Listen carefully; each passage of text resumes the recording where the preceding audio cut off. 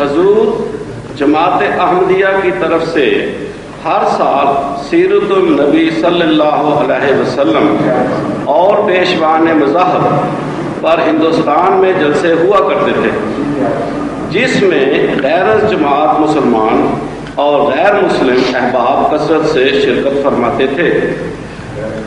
مجھے علم نہیں کہ اب بھی انڈیا میں اس قسم کے جلسے اس ڈائری جو کہ خدام الاحمدیہ لندن کی طرف سے اس سال چھپی ہے، جماعت احمدیہ UK کے جلسوں کی تاریخیں چھپی ہیں، ان میں پیشوان مذاہب کے جلسے کا ذکر نہیں، صرف سیرت النبی صلی اللہ علیہ وسلم کے جلسہ کا ذکر ہے۔ اگر ایسے جلسے مخلوق خدا کی بھلائی کے لیے اور تبلیغی لحاظ سے مستفید ہیں تو حضور فرمائیں کہ کیا ان کا اجرا ساری دنیا کے لیے کیا جا سکتا ہے؟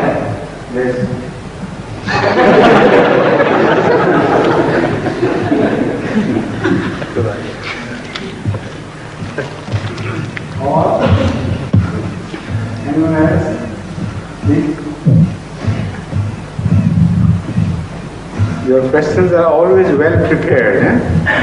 Not always.